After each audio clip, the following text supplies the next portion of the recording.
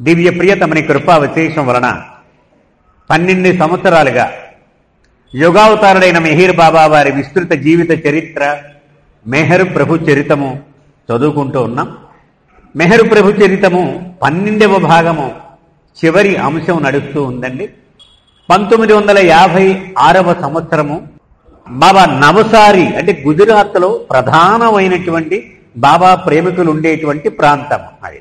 ఆ పర్యటనలో ఉన్నారు. మనం గత వారం చదువుకున్నది ఒక్కసారి గుర్తు చేసుకుందాం.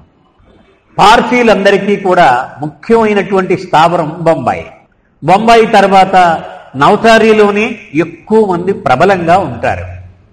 అంచేది వాళ్ళందరూ కూడా నేనే జొరాస్టర్ని చెప్పుకుంటున్నాడు, ఈయన నరమానవుడైన ఎంత ద్రోహం ఇది, దైవదూషణ అంచేత మనం చూస్తూ దీన్ని ఊరుకోకూడదు అని వీళ్ళంతా ఒక వైరి వర్గంగా తయారై బాబా రావడానికి ముందే అక్కడ చాలా ప్రచారం చేయడం మొదలెట్టారు. అక్కడ పెద్ద కుటుంబాలన్నిటికీ కలిసి మనం అందరం కూడా ఒకటిగా అయ్యి దీన్ని వ్యతిరేకించాలి అని పెద్ద ఒక కుట్రలాగా ఒక ఉద్యమం నడుపుతూ ఉన్నారు. బాబా మామూలుగా హాయిగా ఆయన బయలుదేరేశారు రైలు బండిలో బొంబాయి నుంచి. అనేక మంది ప్రేమికులు కూడా బొంబాయి నుంచి బాబా వెంట ఆ పర్యటనకి వచ్చారు. డాక్టర్ హెచ్పి భరూచా మనందరం చాలా మంది చూసుంటాం కూడా. అతను ప్రముఖమైనటువంటి డాక్టర్ ఆ ఊళ్ళో. అతని తల్లికి కూడా ఈ పెద్దలు వచ్చి చెప్పేశారు, మెహర్ బాబాని నీ కొడుకు తీసుకొస్తాడేమో, ఇంటికి రానివ్వక సుమా, ఒక మాట మీద నిలబడాలి మనము. ఆవిడ కూడా కొడుకు పిలిచి చెప్పింది, ఏరా నేను పెద్దలందరూ చెప్పిన మాట నేను కాదనకూడదు, నువ్వు ఆయన మాత్రం తీసుకురాకు అన్నాడు. ఇతను చాలా మదన పడిపోతున్నాడు. ఎలాగూ తీరా ఆయన వచ్చేస్తే ఆయన తీసుకెళ్లకుండా ఎలాగూ, ప్రధాన కార్యకర్త అతను. సరే బాబా రైలు దిగారు. దిగ్గానే ఇలా పిలిచారు, ఏమో టైం చాలా తక్కువ ఇక్కడ ఉండడం నేను, అంచేది ఎవరిళ్ళకి రానే అని చెప్పేశారు. చెప్పైతే ఒక్కసారి ఇతనికి షాక్ కొట్టింది. నేనేమో ఇంత మదన పడుతూ ఉంటే సింపుల్గా తేల్చేశాడు ఆయన. అంటే ఎంత సర్వాంతర్యామి, ఆయనకి తెలియనటువంటి విషయమే లేదు, అమ్నిషియంట్ అంటాం కదా. ఆశ్చర్యపోయాడు. బాబా నాకు భోజనం టైం అయిపోయింది, సింపుల్గా అన్నం పప్పు పెట్టేయమన్నారు. ఆయన 11 గంటలకు ఎంతకో దిగారు. బాబా లంచ్ టైం 11:30. ప్లేట్లో 2 ముద్దలు కలిపేశారు. అక్కడ ప్రధాన కార్యకర్తలు భరూచా, వెసూనా అని మరొక వ్యక్తి, వీళ్ళిద్దరిని రమ్మన్నారు. తను కలిపిన ఆ పళ్ళిలోంచి 2 ముద్దలు తీసి ఒకటి వీడి నోట్లో ఒకటి వీడి నోట్లో పెట్టేశారు. తీసుకోండి నా ప్రసాదంగా అన్నారు. మీరు కార్యక్రమం ఏర్పాటు చేసిన చోటుకి వెళ్ళి ఎలా ఉందో మీరంతా చూడవలసింది అని వెళ్ళిపోమన్నారు. దారిలో భరూచా తన ఇంటికి వెళ్ళాడు. అమ్మకి చెప్పేద్దాం కబురు ముందు. దారిలోనే బాబా రావటం లేదు, నువ్వేం వర్రీ అవ్వకు అని చెబుదామని వెళ్ళాడు. దిగేటప్పటికి అక్కడ వాతావరణం అంతా పూర్తిగా చేంజ్. శత్రుభావం చూపించినటువంటి తల్లి ఇప్పుడు ప్రేమభావం ఉట్టిపడుతూ ఆవిడ ఎదురు చూస్తూ ఉంది బాబా కోసం.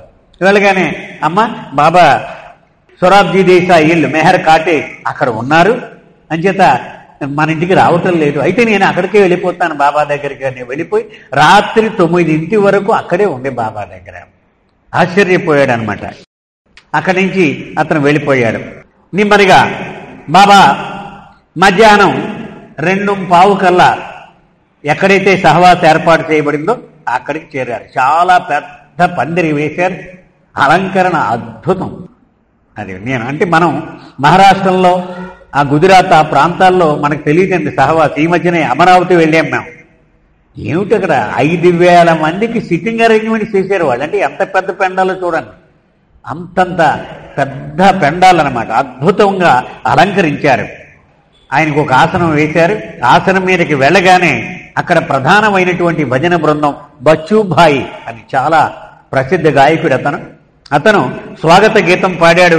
యుగావతార రావయ్యా రా అని ఆ పాడుతూ ఉంటే బాబా వెలిగిపోతూ 1000 క్యాండిల్ బలుబు ఎలా వెలిగిపోతూ ఉంటుంది అంతలాగా వెలిగిపోతూ ఆ వేదిక మీదకి వచ్చారట. బాబూజీ ఎంత అందంగా రాస్తాడు. ఒక చీకటి గదిలో ఒక టార్చ్ ఇలా చూపెడితే అందరూ టార్చ్ కేసి వితౌట్ ఎక్సెప్షన్ ఎవడు కూడా చూడకుండా ఉండడు, అందరూ ఇలా చూస్తారు.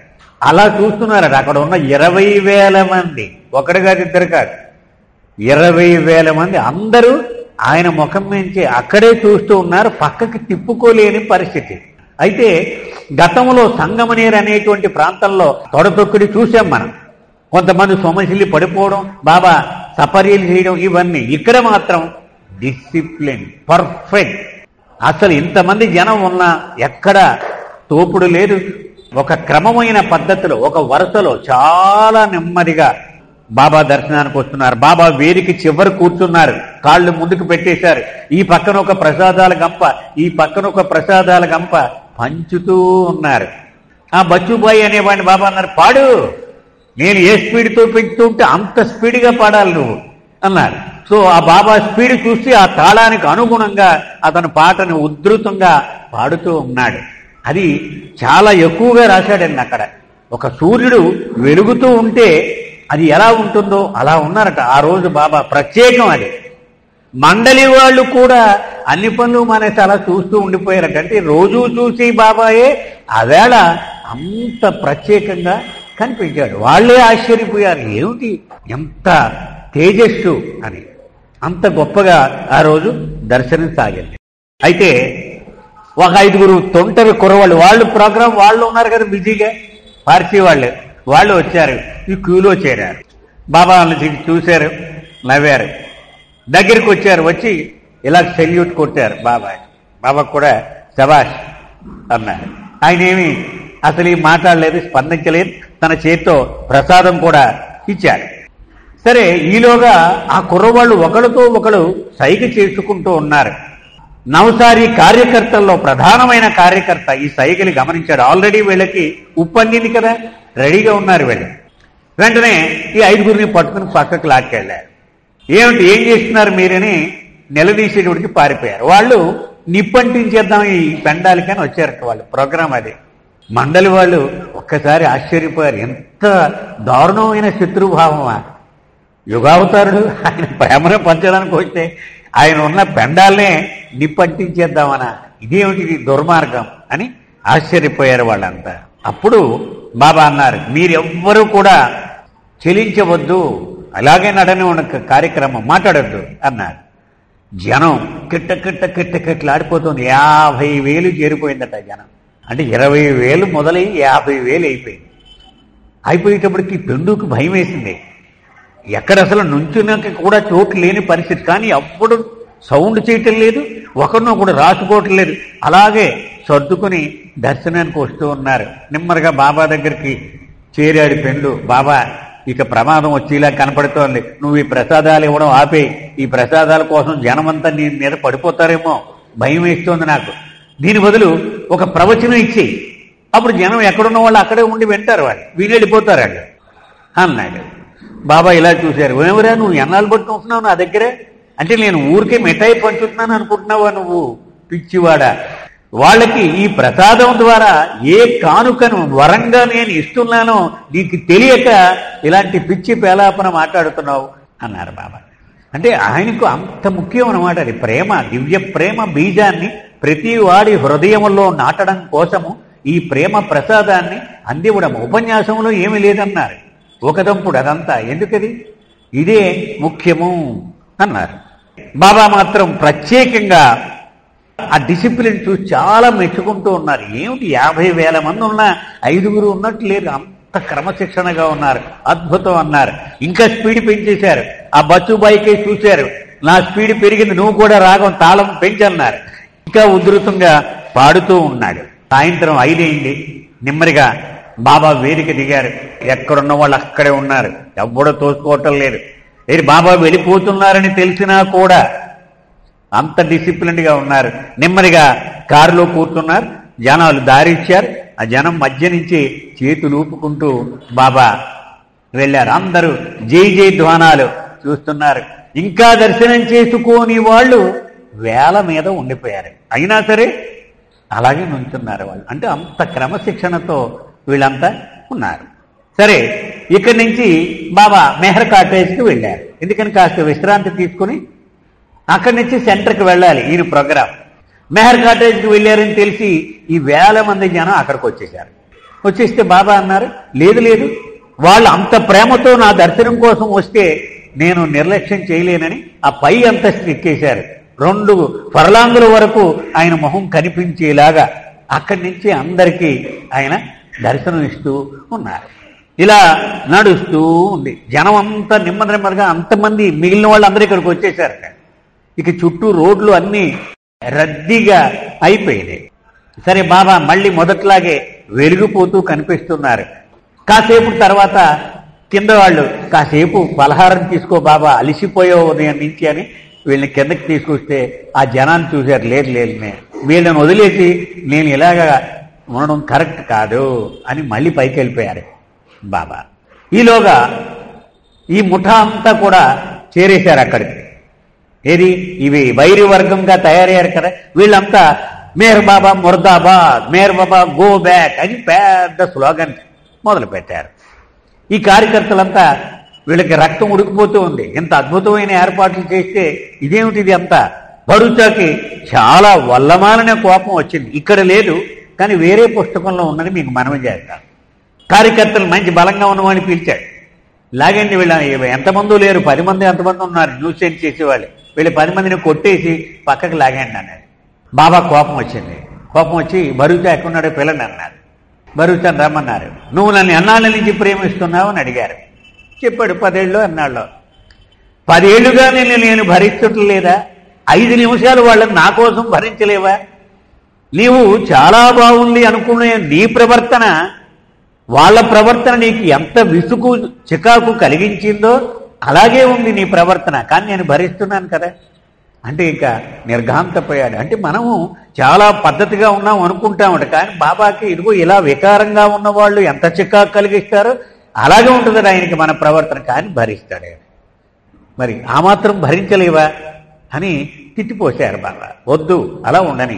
అప్పుడు ఒక చాలా ముఖ్యమైనటువంటి విషయం వాళ్ళందరికీ చెప్పారు బాబా. ఏం చెప్పారంటే, మీరు ఈ దృశ్యం చూసినప్పుడు చింతిస్తున్నారు, కానీ నాకు చాలా ఆనందంగా ఉంది బాబా చెప్తూ ఉన్నారు.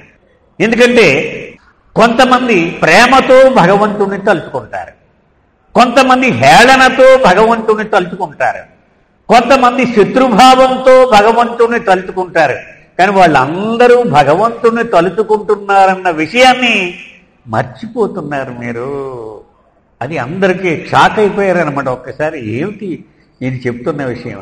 వాళ్ళు తలుచుకున్నంతసేపు నేను ఎప్పుడూ రెడీ క్షమించడానికి. ఎందుకంటే వాడు నన్ను తలుచుకుంటుంటే నేను వాడి మీద కోపం ఎందుకు తెచ్చుకుంటాను? ఎప్పుడూ తెచ్చుకోను నేను.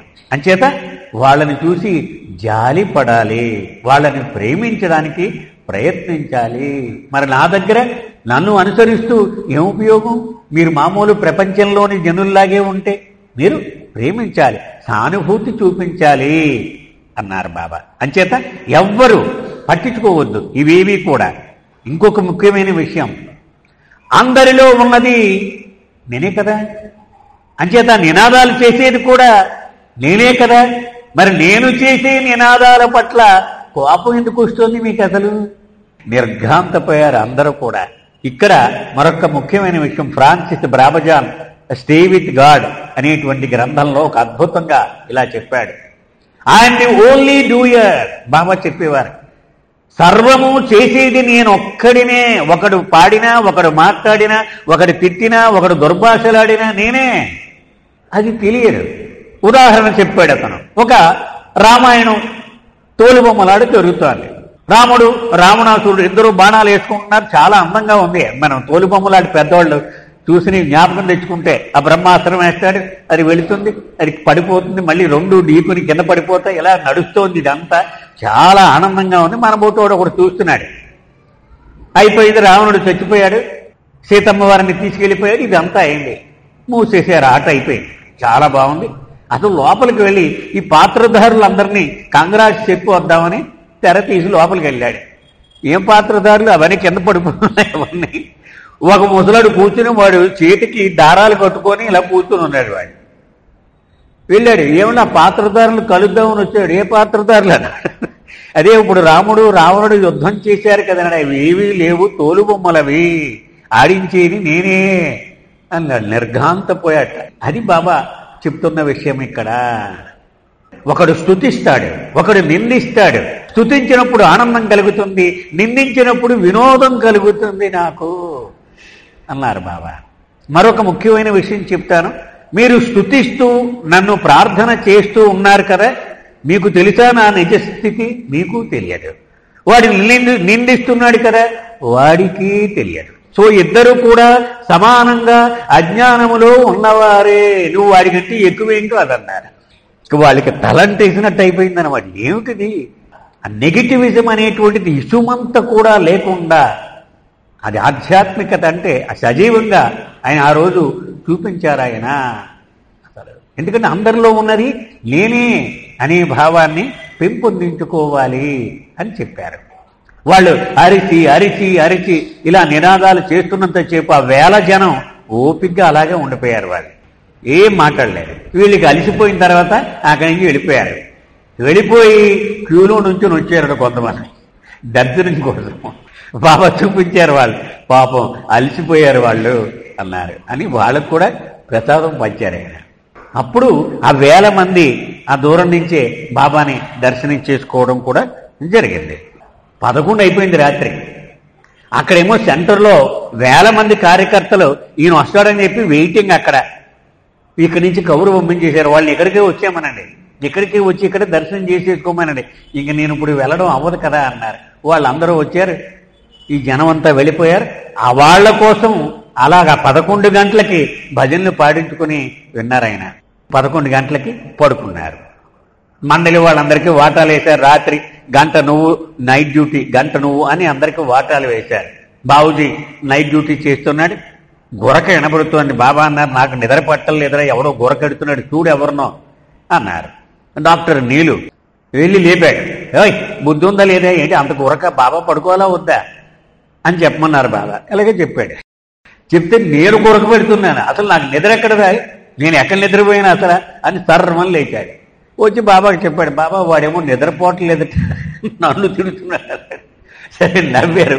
పోన్లే పర్వాలేదు అన్నారు. మళ్ళీ కాసేపటికి మళ్ళీ గురక వినిపిస్తుంది. ఇది ఎవడని చెప్తే నారిమన్ దాదా చాంజీ అతని దగ్గరికి వెళ్ళి మళ్ళీ ఇలాగే అడగమన్నారు.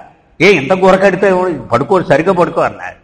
నేను అసలు నిద్రలేక నేను చెప్తూ ఉంటే నేను గురక పెట్టినట్లు బాబా తమాషాగా ఆనందిస్తూ ఉన్నారు. ఇదంతా తెల్లవారుజామునే 4 గంటలకల్లా బాబా లేచిపోయారు. లేచిపోయి సెంటర్కి వెళదాం పాపం. అక్కడ కొంతమంది తెల్లవారులు నిద్ర లేకుండా డెకరేట్ చేస్తూ ఉన్నారు. అదంతా నిద్ర లేదు వాళ్ళకి. వాళ్ళని కలిసి వద్దాం పదన్నారు. బాబా వెళ్ళారు. వాళ్ళు అక్కడ పాపం అప్పుడు దాకా అలంకరణలు చేసి చేసి ఇలా కునుపోట్లు పడుతూ ఉన్నారు. బాబా వెళ్ళి చేతిలో కర్ర ఉంది బాబాది, ఒకరినొకరిని ఇలా లేపారు. అడలిపోయారు. బాబాని చూసి ఆనందం పట్టలేక గట్టిగా ఆలింగనం చేసుకున్నారు బాబాయ్ వీళ్ళందరినీ కూడా. వాళ్ళందరికీ తన చేతి ప్రసాదాన్ని పంచారు. అక్కడికి కూడా మిగిలిన వాళ్ళు మళ్ళీ తెల్లవారుజాము 4 గంటలకు కూడా వచ్చి దర్శనం చేసుకున్నారట కొంతమంది. నెమ్మదిగా మెహర్ కాటేజ్కి వచ్చేశారు. ఇక వెళ్ళిపోవాలి బాబా. బాబా అన్నారు, మరి నేను వెళ్ళి వస్తానన్నారు. మళ్ళీ తొందరలోనే మరొక విషయం మర్చిపోయాను చెప్పడం. రాత్రి 11 అయిపోయింది. ఆ ఇంటి వాళ్ళు అందరూ కుటుంబం వచ్చి, బాబా ఈ జనం ఇలాగ నువ్వు వదిలేస్తే తెల్లవారులు నువ్వు దర్శనం ఇస్తూ ఉండాలి, నీకు అసలు విశ్రాంతి ఉండదు, అంచేత నువ్వు రెస్ట్ తీసుకో, కట్టేద్దామన్నారు. బాబా కర్ర ఉంది అక్కడ, కర్ర తీసుకొని మీరు అసలు ఇంట్లోంచి బయటకు వెళ్ళిపోండి, నాకు మెహర్ కాటేజ్ అని పేరు పెట్టారు ఈ బంగ్లాకి, నాది, మీరు బయటకు పోండి అన్నారు అందరినీ. నవ్వుతూనే వీళ్ళంతా బయటకు వెళ్ళిపోయారు. ఎదురుగా ఒక పూరు గుడిసు ఉంది. ఆ గుడిసులో కూర్చుని అలా కూర్చుని తెల్లవారులు అలా ఉండిపోయారు వాళ్ళు, ఆడాళ్ళు మగాళ్ళు అందరూ కూడా. అంటే బాబా ఆదేశం కాబట్టి మాట్లాడకుండా అలా కూర్చునిపోయారు. అంటే పొద్దున 5ంటికి ఆ సెంటర్ నుంచి తిరిగి వచ్చిన తర్వాత వీళ్ళని కబురు పంపించారు బాబా రమ్మని. మళ్ళీ అందరికీ తన ఆలింగన భాగ్యం ఇచ్చారు. మీరు ఎందుకు పడుకోలేరు, ఇవేమీ అడగలేదు ఆయన. సరే వెళ్ళిపోతానంటే మళ్ళీ నువ్వు రావాలన్నారు. బాబా విచారంగా మొహం పెట్టి, ఇదే నా ఆఖరి పర్యటన, ఇక నేను ఇక్కడికి వచ్చేది లేదు అన్నారు. వాళ్ళు వెక్కి వెక్కి ఏడుస్తూనే బాబాకి వీడుకోలు పలికారు. బయలుదేరేశారు. రైలు బండి ఎక్కేశారు బాబా. రైల్వే స్టేషన్ నిండా జనం, మొత్తం వేల మంది ఉన్నారు స్టేషన్ నిండా. బండి ఎక్కారు బాబా. చిన్న కంపార్ట్మెంట్ అది. ఆ కంపార్ట్మెంట్లో వెళుతూ ఉండగా ఈ బచ్చుబాయి కూడా బాబా కూడా వచ్చి పాటలు పాడుతూ ఉన్నాడు. మరొక పాత్ర, ముఖ్యమైనటువంటి పాత్ర ఇది, గుర్తుపెట్టుకోవాలండి. రవికాంత్ రావల్ అద్భుతమైన ప్రేమికుడు ఇతడు. హాస్యమైనటువంటి కథలు. మన ఎన్వివి సత్యనారాయణ గారు మనందరికీ గుర్తు కదా, మన ఊరైన ఆయన ఎలా చెప్తారు, అంత అద్భుతమైనటువంటి కథలు చెప్పి బాబాను నవ్వించడంలో దిట్ట. అతను కూడా ఒక పాటకి మధ్యలో ఒక కథ చెప్పు అన్నారు. అలా చెప్తూ ఉన్నాడు. చెప్తూ ఉండగా ఒక సగం చెప్పాడు కదా ఆపన్నారు. మళ్ళీ 700 ఏళ్ళకి నేను వస్తానన్నాను కదా, మిగిలిన కదా అప్పుడు చెప్తుగాను అన్నారు. అతను అన్నాడు, ఇదేమి దేవుడు అయ్యా నువ్వు, ప్రీతముడు, నేను ఇంత క్లోజ్గా ఉండి నా జీవితం అంతా నీకు దారిపోతే మళ్ళీ 700 ఏళ్ళ దాకా నేను బతుకుంటాను నీ కోసం, ఇదేమి కర్మనాది అన్నాడు. బాబా గట్టిగా ఆలింగనం చేసుకున్నారు నవ్వుతూ. అంటే అతని ప్రేమ. అతను కథ ఇక్కడ బాబూజీ రాశాడు. అతను యువకుడుగా ఉన్నప్పటి నుంచి బాబాకు చాలా చాలా చనువట. అతనికి భయం కానీ సిగ్గు కానీ బిడియం కానీ ఏమీ ఉండదు. కొంచెం కురూపిగానే ఉంటాడు, మొరటుగానే ఉంటాడు మనిషి యువకుడిగా. ఒక అమ్మాయిని, చాలా అపురూప సౌందర్యవతి అయిన అమ్మాయిని ప్రేమించాడు. బాబాకు చెప్పాడు, నా వల కావటం లేదు, నా మొహం చూడగానే ఎవడో అసలు పెళ్ళని ఇవ్వటం లేదు, కాబట్టి నిన్ను నేను ఎంతగా ప్రేమిస్తున్నాను, కాబట్టి నువ్వు ఏదో ఒకటి చేసి ఈ పెళ్లి మాత్రం జరిగేలాగా చూడు అన్నాడు. ఒక కొత్త బేరం ఉంది, ఇప్పుడు దాకా ఏదో జీవితంలో సమస్యలు తీర్చమని అడిగారు తప్ప ఈ పిల్లని పెళ్లి చేయమని అడగడం నువ్వే తగిలేవు నాకు అన్నారు. లేదు, నువ్వు ఏం చేస్తావో నాకు తెలియదు, ఇది చేసేవంటే మాత్రం ఈ జీవితం అంతా నీకు అంకితం అన్నాడు. ఓకే డన్ అన్నారు డీలు. అయితే నువ్వు నేను చెప్పినట్టల్లా చేయాలన్నారు. ఎస్ బాబా, నువ్వు ఏం చెప్తే అది చేస్తానన్నాడు. అస్సలు ఆ పిల్లకే చూడకు. వాళ్ళు వచ్చి మాట్లాడినా కూడా ఓ అను, ఇదేమిటి ఎలాగవుద్దన్నాడు. నువ్వు చెయ్యి, నీకెందుకు, నాకు మరి నా మీద పెట్టావు, నేను చెప్పినట్టు నువ్వు వినాలి అన్నాడు. అలాగే అన్నాడు. సరే, అసలు పిల్లనిస్తామని ఎవరు వస్తారు? కానీ ఇతని మంచితనం గురించి తెలుసుకుని ఆ పిల్ల తండ్రి వచ్చాడు అతని దగ్గరికి. ఏమో ఇలాగా మా అమ్మాయి ఉంది మరి అన్నాడు. ఇంకేం మాట్లాడకండి, బయట పోండి అన్నాడు.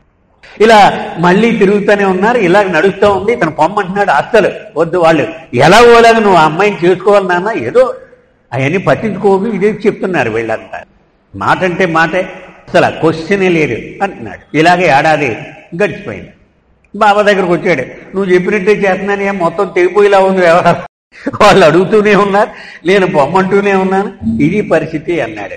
ఓ పని చేయి, ఇంకా ఏడాది అయిపోయింది కదా, ఇప్పుడు ఏం చేస్తామంటే ఇంతలాగా మీరు బతిమాలుతున్నారు కాబట్టి ఈసారి నేను ఆలోచిస్తాను అను, అప్పుడు చూద్దాం అన్నారు. మళ్ళీ ఆ పెద్దలు వచ్చారు. వచ్చి మళ్ళీ అడిగేటప్పటికీ సరే మీరు మరీ అంతలాగా మీరు బతిమాలుతున్నారు కాబట్టి నేను ఆలోచిస్తానడం. ఇంకా నెమ్మదిగా మొత్తానికి పెళ్ళి అయిపోయింది. అంత గొప్ప ప్రేమ కూడా అనమాట. అంటే అవతార పురుషుణ్ణి ఆఖరికి అతను నచ్చిన అమ్మాయిని పెళ్లి చేసుకోవడానికి కిందకి ఆయన విశ్వ కార్యక్రమాన్ని పక్కన పెట్టి ఇది జరిగేలాగా చేసినటువంటి, అంటే అతని ప్రేమ ఎంత గొప్పదనమాట. బాబా మీద అతనికి ఉన్న ప్రేమ. అతను కూడా బాబాతో పాటు కలిసి ప్రయాణం చేశాడు. ఆ ప్రయాణంలో ఒక ముఖ్యమైన విషయం చెప్పారు బాబా ఆ కూడా ఉన్న వాళ్ళందరికీ. అదేంటంటే అధికారము లేకుండా దర్పాన్ని ప్రదర్శించడము, ఆధ్యాత్మికంగా ఉన్నతి చెందానని బాహాటంగా ప్రకటించుకోవడము, మరీ ముఖ్యంగా ఇతరుల చేత పాదాలు పట్టించుకోవడము అతి ఘోరమైనటువంటి పాపము ఆధ్యాత్మికముగా. ఆ విషయం ఆవేళ చెప్పారు. ఒక అవతార పురుషుడికి, సద్గురువుకి, వీళ్ళిద్దరికే ఆ అధికారము ఉన్నది. ఎందుకని? వాళ్ళు ఒక్క బంధనం కూడా లేకుండా విముక్తిని పొందిన వాళ్ళు. ఒక వ్యక్తి మరొక వ్యక్తికి పాదాలు ముట్టుకోగానే ఆ పాదాలు ముట్టుకున్న వ్యక్తి యొక్క పాప భారము ఈ పాదాలు పట్టించుకున్న వాడి మీదకు బదిలీ అయిపోతుంది. అంచేత ఒళ్ళు దగ్గరికి పెట్టుకుని ఉండండి సుమా. నా కార్యక్రమంలో పాల్గొన్న కారణంగా చాలామంది ఈ ప్రశంసలు అంతగట్టి ఇచ్చును, అవి నీవి కాదు సుమా, అవి ఎప్పటికప్పుడు నాకు అప్పగించేసి నువ్వు తప్పుకో, వద్దు, నీకు ప్రమాదము, హాని అని పదే పదే ఆ రోజు చెప్పడం జరిగింది బాబా. అంచేత వాళ్ళిద్దరికీ తప్పు లేదన్నారు. ఒక ఉదాహరణ చెప్తా అన్నారు. ఒక కాలనీలో ఓ చిన్న మురికి గుంట ఉంది. అందరూ మల విసర్జనకి ఆ గొయ్యిని వాడుతున్నారనుకోండి, దగ్గరికి ఎవడనే వెళ్ళగలరా? అలా కాకుండా సముద్రం దగ్గర మల విసర్జన చేస్తున్నారనుకోండి, మొత్తం అంతా శుభ్రమైపోతుంది, 5 నిమిషాలు కొట్టుకుపోతుంది అంతా. సద్గురువు అవతారుడు ఆ సముద్రములాగా ఏది పడేసినా పవిత్రం చేసి పడేస్తాడు ఆయన. ఏదైనా సరే అగ్నిగుండంలోకి నువ్వు బంగారం విసిరినా అశుద్ధం విసిరినా అది శుభ్రం అయిపోయి కాలి భస్మం అయిపోవలసిందే. అటువంటి వాడు అవతార పురుషుడు, సద్గురువు. అంతేకాని నీవు బుధాన బ్యాగ్ వేసుకొని ఇంకా దారిలో ప్రయాణంలో ఉన్నవాడు, నీవు గనక పుస్తకాలు చదివి నీకేదో జ్ఞానం వచ్చేసింది అనుకుని ఇలాంటి వికారాలు గౌరవాలు అంగీకరిస్తే అవి నీ మెడకు తగులుకుంటాయి, వద్దు అని ఆ ప్రయాణంలో బాబా చెప్పారు. ఇక్కడికి ఈరోజు ముగిద్దామండి. అవతార్ మెహర్ బాబాకి జై.